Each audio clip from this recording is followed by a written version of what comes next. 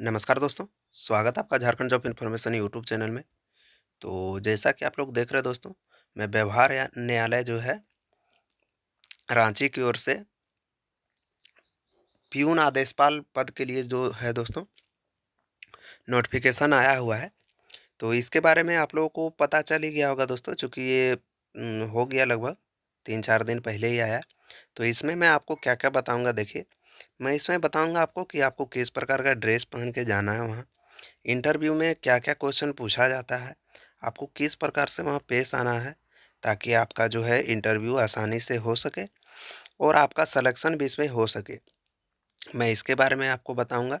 इसके बाद जो है आपको बताऊँगा थोड़ा-सा कि आपको फॉर्म अपना कैसे भरना है, चूँकि वहाँ पे है जो दोस्तों आपका नाम नहीं रहता है, नाम के साथ-साथ आपका फॉर्म भी वहाँ पे रहता है। इसीलिए यहाँ पे स्वहस्तलिखित लिखा हुआ है, ताकि आपका वहाँ पे जो है थोड़ा लिखावट भी मायने रखता है कि आप किस प्रकार से लिख रहे हैं, आपका बात करने का तरीका कैसा है, सारा कुछ। तो चलिए बिना किसी देरी के इस वीडियो को शुरू करते हैं और आपको स्टेप बाय स्टेप बताते हैं। तो देखिए दोस्तों, जैसा कि आप लोग देख पा रहे होंगे दोस्तों, ये व्यवहार न्यायालय रांची स स्थापना शाखा की ओर से निकाला गया है। तो देखिए यहाँ पे पद का नाम जो है पियून आदेशपाल। सामान्य वर्ग में 9 पद है, अनुसूचित जाति में 1 पद है, अनुसूचित जनजाति में 8 पद है, पिछड़ा वर्ग में 0 पद है, अत्यंत पिछड़ा वर्ग में 2 पद है। अर्थात आप मान लीजिए कि ओबीसी 2 में 0 पद है, ठीक है? आर्थिक रूप से कमजोर अर्थात ईडब्ल्यूएस में 2 पद है, टोटल 22 पद है। तो आप लोग जनरल से लड़ सकते हैं जितने भी ओबीसी 2 वाले हैं कैंडिडेट, ठीक है? अत्यंत पिछड़ा वर्ग यानी कि ओबीसी 1 और पिछड़ा वर्ग अर्थात ओबीसी 2 में है, ठीक है? शैक्षणिक योग्यता इन सभी के लिए क्या चाहिए? तो इसके लिए पियून आदेशपाल लेवल 1 का आपको सैलरी मिलेगा, जो कि 18,000 से 56,000 के बीच मिलता है आपको, 56,900 के बीच। 10वीं मैट्रिक उत्तीर्ण या समकक्ष होने चाहिए, अर्थात आप 8वीं के बाद अगर आईटीआई किए हैं तो वो भी आप एलिजिबल है, फॉर्म भर सकते हैं। स्क्रीनिंग टेस्ट एवं साक्षात्कार होगा आपका। स्क्रीनिंग टेस्ट मतलब क्या होगा कि देखिए, आपका क्या है दोस्तों कि आपसे पूछा जाएगा, ठीक है? कि वो इंटरव्यू में जो है आपसे पूछा जाएगा कि पहले तो पूछा जाएगा कि आपका क्या नाम है? तो इसके बाद आपसे पूछा जाएगा कि पियून आदेशपाल के बारे में, जैसे कि स्क्रीनिंग टेस्ट यहाँ पे लिखा हुआ है। तो सबसे पहले आपको पूछा जाएगा कि पियून आदेशपाल का काम क्या होता है? सबसे पहला क्वेश्चन रहेगा वहाँ। तो आशा है कि आप लोगों को पता होगा, लेकिन नहीं है तो मैं आपको बता देता हूँ। देखिए, पियून आदेशपाल का आप सीधा-सापटा काम बताइएगा कि देखिए सर, पियून आदेशपाल का काम है कि सुबह ऑफिस जल्दी आना, ठीक है? पहला आप पॉइंट बताइएगा कि सर ऑफिस समय से पहले आना सर। पूछेंगे कितना पहले? तो सर इतना पहले आ जाएँ, आने आना है कि मेरा काम जो है किसी भी पदाधिकारी से आने से पहले-पहले हो जाए, ताकि उनको सारा कुछ व्यवस्थित लगे। तो कितना पहले? तो सर वो मायने रखता है कि जिस जगह में मैं पदस्थापित होऊँगा तो उसका कितना वो बड़ा है, लंबा-चौड़ा कितना है और मैं अपना काम वहाँ पे कितना देर में ख़त्म कर लेता हूँ। अगर दो सर मेरा जो है कमरा बहुत बड़ा है तो हो सकता है कि हमको थोड़ा जल्दी आना हो। थोड़ा कमरा छोटा है तो वहाँ पे हम लोग थोड़ा लेट से भी आएँगे, तो मतलब थोड़ा देर से भी आएँगे तो काम हो जाएगा, अर्थात हमको समय से पहले आना है सर। तो बोला जाएगा कि ठीक है, क्या काम करना है आके? तो सर देखिए जैसा अगर उस ऑफ़िस में सर सबसे पहला काम होता है हम लोग का, तो देखिए कोई बोलता है जाके दोस्तों कि सबसे पहले सर हम लोग झाड़ू मारते हैं, तो झाड़ू नहीं, चूँकि झाड़ू अगर बोलिएगा, सबसे पहले देखिए ऊँचाई का गंदा को नीचे गिराना है, ठीक है? अगर आप लोग पियून आदेशपाल का कहीं काम किए होंगे तो पता होगा, और नहीं किए होंगे तो मैं आपको बता रहा हूँ दोस्तों, चूँकि मैं जो है इस सब के बारे में पता है, चूँकि मैं बताते रहता हूँ आप लोग को। पैरा लीगल वॉलंटियर में मेरे वीडियो के माध्यम से बहुत सारे लोगों का हुआ है, जो कि मैसेज करके कमेंट के माध्यम से बहुत कोई बताएँ भी है, आप चैनल में देख सकते हैं, ठीक है? तो आप लोग बोलिएगा सर सबसे पहला काम हम लोग का होता है कि ऊँचाई की गंदगी को नीचे गिराना। जैसे कहीं झोल वगैरह है सर तो उसको पहले झाड़ते हैं। चूँकि देखिए अगर आप बोलिए पहले झाड़ू मारेंगे, ठीक है? तो झाड़ू मार लिए आप और फिर बोलिएगा कि ऊपर का गंदगी आप झाड़ेंगे। जैसे कि टेबल झाड़ेंगे, चेयर का तौलिया लगा हो तो वो झाड़ेंगे ऊपर कहीं झोल वगैरह कुछ होगा तो उसको झाड़ेंगे, तो आप झाड़ू मारे फिर से गंदा गिर गया, यानी कि आपको दोबारा झाड़ू मारना होगा। वहीं पे कैंडिडेट को छाँट दिया जाता है, क्योंकि उसको पता है कि काम इसको नहीं आता है। चूँकि सबसे पहले होता है कि ऊँचाई की गंदगी को नीचे गिराना, इसके बाद नीचे की गंदगी को बाहर निकालना, ठीक है? तो एक बार में आपका सारा साफ हो जाता है। तो आप लोग बोलिएगा वही कि पहले झोल झाड़ेंगे सर, इसके बाद टेबल में जितनी भी गंदगी होगी उसको झाड़ के पोंछ के रख देना है। इसके बाद वहाँ चेक करना है सर, अगर पानी है तो ठीक है, नहीं तो वहाँ ला के रख देना है। चाय वगैरह अगर चाय-कॉफ़ी की व्यवस्था होगी तो उसको भी व्यवस्थित रूप से रखना है। इसके बाद जो है दोस्तों सर कोई अगर आते हैं आपसे मिलने तो उनको वेट करने बोलना है कि सर का अभी समय नहीं हुआ है। चूँकि ऑफ़िस खुलने के बाद जो है आदमी आ ही जाती है हाँ, दूर से आदमी आती है तो आके वेट करती है, तो उसको बोलना है कि वेट कीजिए अभी, अभी सर नहीं हैं। सर आएँगे तो आपका जो है आपसे भेंट हो जाएगा। और अगर आप सर किसी कारणवश नहीं आ सकते हैं और हमको पता चलता है या फिर आप आदेश मिलता है सर का कि आज मैं नहीं आ पाऊँगा, तो उस स्थिति में उनको उस तरह का जो है बताना है कि सर आज नहीं आ सकते हैं किसी कारणवश, तो आप लोग जिस दिन आएँगे उस दिन का डेट उस दिन आ जाइएगा, मिल लीजिएगा सर से। तो इस प्रकार का बात बोलना है। इसके बाद अगर सर कोई आपसे मिलने आता है, बड़े पदाधिकारी हैं, उच्च स्तर के हैं, तो उसके लिए जो भी है बुके का व्यवस्था करना, उसके लिए चाय, पानी, नाश्ता का प्रबंध करना, ये सारा पियून का काम होता है। तो इस तरह से आपको बताना है।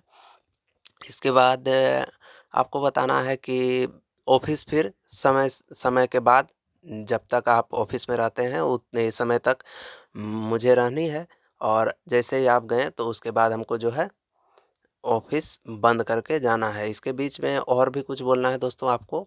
आपको बोलना क्या है कि मैं एक चीज़ छोड़ दिया अभी, चूँकि मैं भी बोल रहा हूँ, कहीं लिखा नहीं हूँ इसीलिए बोल रहा हूँ डायरेक्टली। तो आपको फिर बोलना है कि किसी फ़ाइल को जिस स्थान में पहुँचाना है ये चीज़ बोलना है, झाड़ू-पोछा हो जाने के बाद, इसके बाद जो है सर बैठ जाने के बाद बोलना है। मतलब क्या, जो मैं शुरू से आपको बता रहा था कि ऊपर से ऊपर के गंदगी को नीचे करना, नीचे की गंदगी को बाहर करना, सर के आने के बाद जो है, जो आपको बोला चाय-नाश्ता व्यवस्था करना है, पानी चाय कप का। इसके बाद आपको बोलना है कि सर इसके बाद जो भी कागज़-पत्तर होगा, जिस स्थान तक पहुँचाना होगा गंतव्य तक, वहाँ तक हम लोग पहुँचाते हैं। फिर वहाँ से अगर कोई रिसीव होती है तो उसको ला के रखते हैं। उस फ़ाइल और कागज़ को अगर आप कभी माँगते हैं तो मैं अपने ज़िम्मेदारी पे उसको आपके तक आपका यहाँ तक लाता हूँ। तो यही सब पियून का काम होता है सर, और कुछ एक्स्ट्रा ज़िम्मेदारी अगर ऑफ़िस की होगी और मुझे वो काम आता होगा तो वो भी मैं करूँगा। यही होती है पियून की काम। तो आप लोग समझ गए होंगे दोस्तों, तो आप लोग जवाब इस तरह से देना है, ठीक है? इसके बाद क्या है कि देखिए हो गया, इसके बाद आपको बोलेंगे कि किसी से कैसे बात करना है, तो वहाँ बोलना है कि देखिए सर, चूँकि हम लोग पियून हैं तो हम लोग को सबसे विनम्र होके बात करना है, आदर से बात करना है, ताकि सामने वाले को किसी प्रकार की जो है उम, ये ना हो कि उनसे जो है रूडली व्यवहार किया गया। चूँकि सर वो कोई भी हो सकते हैं, हो सकता है कि कोई न बड़े पदाधिकारी भी हो सकते हैं या और भी कोई हो सकते हैं, जिसको हम लोग नहीं पहचानते हैं, चूँकि हम लोग तो प्यून हैं, हम लोग तो सबको नहीं जान सकते हैं। तो हम लोग को सबसे अच्छे से बात व्यवहार करना है, और ये चीज़ जो है दोस्तों पूरा विनम्र होके बोलना है आप लोग को, ताकि सामने वाले को लगे कि हाँ, इस पे विनम्रता है और इनको आता है काम, ये चीज़ है, ठीक है? इसके बाद जो है आपका साक्षात्कार खत्म हो जाएगा, स्क्रीनिंग टेस्ट वही हो गया, जो कि है आपको बताया जाएगा। फिर बोला जाएगा कि झाड़ू-पोछा कैसे मारना है। हाँ, तो वही सब में बता देना है दोस्तों, ठीक है? और रूम फ्रेशनर होगा तो रूम फ्रेशनर भी स्प्रे कर देना है, ताकि जो है वो अच्छा सुगंध करे, ठीक है? चूँकि हर जगह जो है दोस्तों फाइल वाले जगह में एक स्मेल टाइप की आती है, ठीक है? ये हो गया। देखिए इसके बाद दिया है कि उम्मीदवार जो है भारत का नागरिक हो, मानसिक शारीरिक रूप से स्वस्थ हो, ठीक है? यहाँ ये नहीं बताया गया कि झारखंड का नागरिक हो, अर्थात कहीं के भी व्यक्ति भर सकते हैं, ठीक है? इसके बाद ये सब तो आपको पता ही होगा दोस्तों। ऊपर-ऊपर फिर भी बता देता हूँ, दिव्यांग वर्ग को जो है इसमें कुछ छूट मिलता है। खेल-कूद कोटा वाले को भी कुछ छूट मिलता है। आपका उम्र जो है 18 से 37 वर्ष के बीच होना चाहिए, महिला पुरुष दोनों के लिए, और एसटी-एससी हैं तो 40 वर्ष के बीच होगा तो फिर हो जाएगा, ठीक है। अपनी उम्र, शैक्षणिक योग्यता तथा वांछित संबंधित प्रमाण पत्र की स्व प्रमाणित छाया प्रति जो है आवेदन आरक्षण से संबंधित प्रमाण पत्र की स्व प्रमाणित छाया प्रति संलग्न करना अनिवार्य होगा। आपको जो है उसके साथ अपना जो है छूट लेना चाहते हैं अगर उम्र में, तो वो दे दीजिएगा, ठीक है। इसके बाद यहाँ पे देखिए 10 नंबर पॉइंट जो कि बहुत इम्पोर्टेंट है कि आपका आवेदन पत्र के साथ जो है अदंत पासपोर्ट साइज का फोटो संलग्न करें, जिसमें जो है आवेदन पत्र भरा हो, दूसरा प्रवेश पत्र सटा होना चाहिए, तीसरा जो है अतिरिक्त होना चाहिए। यानी कि एक वो आप आवेदन पत्र में, दूसरा एडमिट कार्ड में, तीसरा एक अतिरिक्त दे दीजिएगा, ठीक है, जो कि वहाँ पे रजिस्टर में रखा जाता है दोस्तों। अगर आपका सिलेक्शन होता है तो उसी फोटो के माध्यम से आपका जो है कर लिया जाता है। इसके बाद आपको क्या लिखना है, करना है, तो स्वपता लिखा हुआ जो है प्रवेश पत्र पर जो है निर्गत करने हेतु, जिस पर 40 रुपए का आपको डाक टिकट साट देना है, ठीक है, आवेदन पत्र के साथ संलग्न कर देना है। आपको जो है वो 25 सेंटीमीटर इंटू 11 सेंटीमीटर का एक वो छोटा वाला लिफाफ लेना है, उसमें 40 रुपए का डाक टिकट चिपका देना है। ऊपर में अपना पता लिख दीजिएगा, ठीक है। वहाँ से जो एडमिट कार्ड, क्रमांक संख्या और इंटरव्यू का स्थान लिख के भेजेंगे तो वो आपके पास पहुँच जाएगा, ठीक है। महत्वपूर्ण निर्देश क्या है, तो आवेदन पत्र के साथ जो है क, ख के पृथक पन्नों में जो है आवेदन के साथ संलग्न करें। इसके बाद प्रपत्र क के रूप का हिंदी में भरें, जो स्वहस्तलिखित एवं स्वहस्ताक्षरित हो, ठीक है। आवेदन पत्र ख को स्वहस्तलिखित प्रति के में आवेदन के साथ जो है संलग्न करें, ठीक है। और 4 और 5 को आपको छोड़ देना है, कंडिका को छोड़ देना, वो जो है कंडिका आवेदन स्वयं भरें। 5 और 4 और 5 को भरना है दोस्तों, और बाकी ऊपर जो मैंने बताया आपको क, ख को छोड़ देना है, ठीक है। और नीचे इसके बारे में अच्छे से बताऊंगा कि ये 4 और 5 क्या है और क और ख क्या है, ठीक है। आवेदक को व्यवहार न्यायालय रांची में आवेदन पत्र प्राप्त की अंतिम तिथि तथा तक जो है वांछित शैक्षणिक योग्यता जो है हो जाना चाहिए। आपका जो भी एलिजिबिलिटी क्राइटेरिया है वो जो है उस डेट के पहले पूरा हो जाना चाहिए। उपरोक्त पद की संख्या घट बढ़ सकती है, ठीक है। आवेदन भेजने का पता जो है क्या है, स्पीड पोस्ट या निबंधित डाक के माध्यम से आप आवेदन भर सकते हैं। लिफाफे के ऊपर जो है दोस्तों आपको देखिए, यहाँ पे लिफाफे के ऊपर जो है आपको क्या लिखना है, तो विज्ञापन संख्या लिखना है, आवेदित पद का नाम लिखना है, श्रेणी लिखना है बड़े बड़े एवं साफ अक्षरों में, ठीक है। विज्ञापन संख्या लिख दीजिएगा 1/2026, जो भी ऊपर लिखा हुआ है देखिए विज्ञापन संख्या ये होगा आपका 1/2026, 1/2026 यहाँ पे जो लिखा हुआ है विज्ञापन संख्या यही है।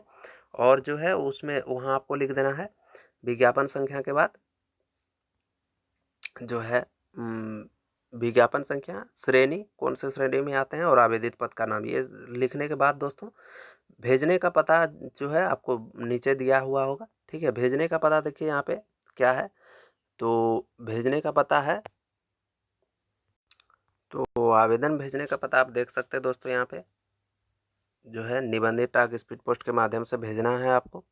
देखिए यहाँ जैसा कि लिखा हुआ है सेवा में, ठीक है, यहाँ लिख दीजिएगा आप लोग सेवा में प्रभारी न्यायाधीश व्यवहार न्यायालय रांची, ठीक है, और 814101 जो कि रांची का पिन कोड है। इसी पते पे आपको जो है दोस्तों भेज देना है, ठीक है। विज्ञापन आपको अपने हाथ से भरना है, इसको प्रिंट आउट निकाल के भर लीजिएगा, ठीक है। और जो है यहाँ पे सारा कुछ भर देना है, मैट्रिक, इंटर, स्नातक का जो भी होगा आपके पास सारा कुछ भर दीजिएगा। यहाँ पे जो भी कैटेगरी होगा वो भर देना है। यहाँ पे कहीं अगर काम कर रहे होंगे तो कब से कब तक काम किए वो चीज़ के बारे में जानकारी दे देना है। दिनांक, स्थान लिख के यहाँ हस्ताक्षर करके इसको भेज देना है। अब देखिए आवेदक अपना नाम भर दिया, पिता का नाम भर दिया, पत्राचार का पता भर दीजिएगा। ये दोनों छोड़ दीजिएगा 4 और 5, ठीक है। ये 4 और 5 कार्यालय द्वारा भरा जाएगा, इस 4 और 5 को छोड़ देना है आपको, बाकी सबको भर देना है, ठीक है। दिनांक भी छोड़ दीजिएगा आप लोग, ठीक है, दिनांक वहीं से भरा जाएगा, ठीक है। और भर भी सकते हैं, वैसा कोई दिक्कत नहीं है, लेकिन आप लोग जो है 1, 2, 3 को अनिवार्य रूप से भर दीजिएगा, यहाँ एक फ़ोटो चिपका दीजिएगा, ठीक है। ठीक है दोस्तों, आई होप कि आप लोगों को समझ आया होगा। और इंटरव्यू से पहले भी मैं एक आपको और भी इस पर डिटेल वीडियो बनाऊँगा, जो कि होगा एकदम एक्यूरेट क्वेश्चन जो वहाँ पूछा जाएगा, उसके बारे में मैं आपको पता करके ज़रूर बताऊँगा। तब तक के लिए दोस्तों मेरा चैनल को सब्सक्राइब कर लीजिए आप लोग, ताकि आपको इसी प्रकार का इन्फॉर्मेशन मिलता रहे। मिलते हैं किसी नेक्स्ट वीडियो नेक्स्ट जानकारी से, तब तक के लिए जय हिंद, जय भारत, वंदे मातरम दोस्तों।